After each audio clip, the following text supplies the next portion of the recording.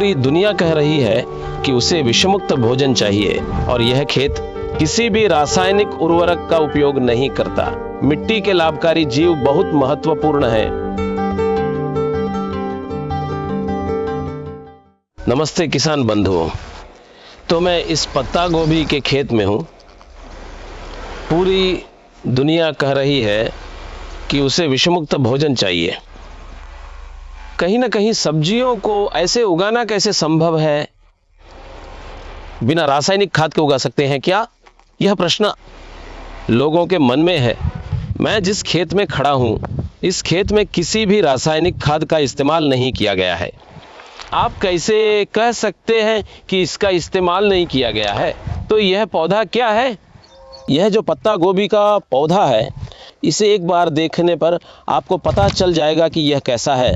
सभी रासायनिक उत्पादक इसे ध्यान से देख सकते हैं। पत्ता किस रूप में है, उसका रंग क्या है और गोभी में क्या चमक है, इस पर ध्यान दिया जा सकता है। ऐसा होने का क्या कारण है, यह सवाल उठता है।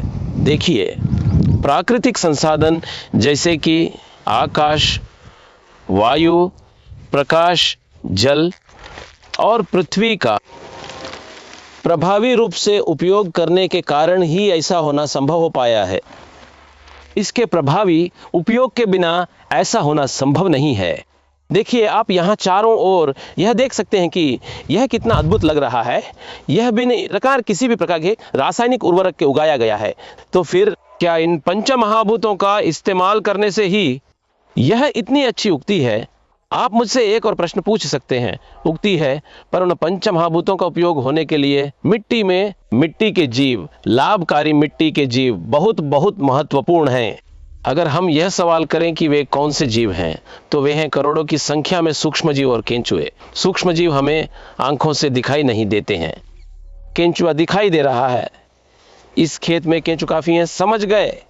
जब ये केंचुए और सूक्ष्म जीव होते हैं तो क्या होता है कि ये पंचभूतों को, और उसमें भी विशेष रूप से सूर्य की किरणों का अच्छी तरह से उपयोग करते हैं। जब वे सूर्य की किरणों का उपयोग करते हैं, उस प्रकाश संश्लेषण क्रिया के होने से यह पत्ता ऐसा बना है। इस गोभी में इस तरह की चमक आई है। समझने की कोशिश कीजिए। प्रकाश संश्लेषण क्रिया होने से, उस प्रकाश संश्लेषण के होने से ग्लूकोज सिंथेसाइज होता है। ग्लूकोज सिंथेसाइज होने के कारण इसमें शक्तिशाली रूप से रोग प्रतिरोधक क्षमता विकसित होती है। यह पौधे को अद्भुत रूप से बढ़ने का अवसर प्रदान करती है। तो उस एक प्रकाश संश्लेषण की प्रक्रिया होने के कारण मिट्टी के जीव सक्रिय रूप से अपना काम करते हैं। जब मिट्टी के जीव, जो कि लाभकारी मिट्टी के जीव हैं, सक्रिय रूप से काम करते हैं, तो वे समग्र पोषक तत्व प्रदान करते हैं। क्योंकि अगर एक या दो पोषक तत्व दिए जाएं, तो ऐसा होना संभव नहीं है।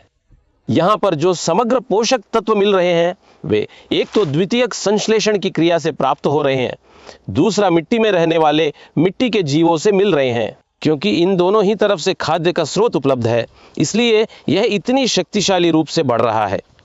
चाहे किसी भी प्रकार के रासायनिक उर्वरक हों, अथवा जैसा आप कहते हैं, है ना, कि सूक्ष्म पोषक तत्व चाहिए, जिंक चाहिए, बोरॉन चाहिए, आयरन चाहिए, इनमें से किसी की भी आवश्यकता नहीं है। एनपीके तो चाहिए ही नहीं। तो वह किसी भी कृत्रिम वस्तु को ग्रहण किए बिना प्राकृतिक रूप से जितने भी आवश्यक पोषक तत्व हैं, उन्हें लेकर उगा है जिसे आप यहाँ देख रहे हैं। यह अद्भुत है। किसी भी पोषक तत्व की कमी नहीं है। जब हम इसका उपयोग करते हैं तो यह हमारे स्वास्थ्य के लिए बहुत ही पूरक सिद्ध होता है। क्योंकि यह विषमुक्त होने के साथ साथ इसमें वह गुणवत्ता भी है। हमारे शरीर को जो भी अच्छी चीज़ें मिलनी चाहिए, जो औषधीय गुण होने चाहिए, वे सभी इसमें मौजूद हैं। हम यह कहते हैं कि वे इसमें हैं। यह इतना अच्छा है, आप देखिए, चाहे पत्ता हो या कंद हो, अद्भुत है। तो इस प्रकार की एक कृषि पद्धति आप किसी भी फसल में करें।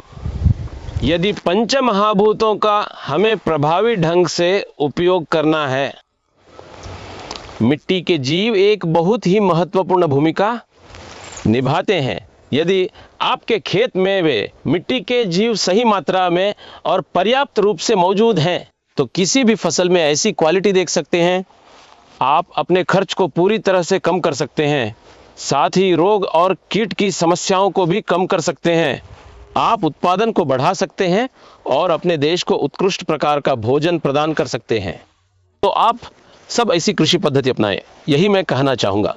धन्यवाद।